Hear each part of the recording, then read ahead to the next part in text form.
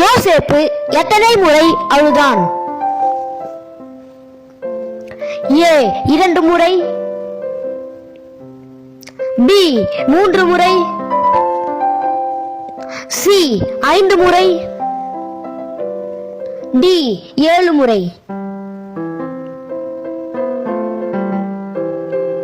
சரியான விடை டி 7 முறை. அதற்கான வசனம் ஆதியாகமம் 42ஆம் அதிகாரம் 24ஆம் வசனம்.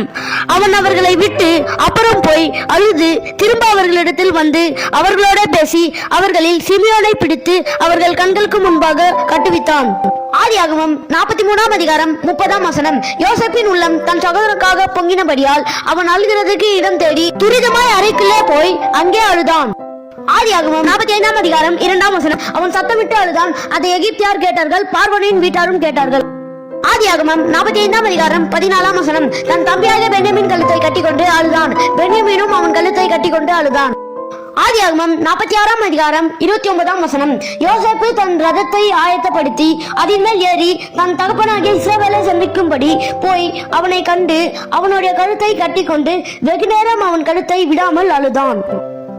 அப்பொழுது யோசேப்பு தன் தகப்பனுடைய முகத்தின் மேல் விழுந்து அழுது அவனை முத்தம் செய்தான்.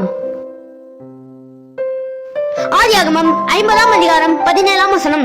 ஆகையால் உம்முடைய தகப்பனாருடைய தேவனுக்கு ஊழியக்காரராகிய நாங்கள் செய்த துரோகத்தை மன்னிக்க வேண்டும் என்று அவனுக்கு சொல்ல சொன்னார்கள். அவர்கள் அதை யோசேப்புக்கு சொன்னபோது அவன் அழுதான்.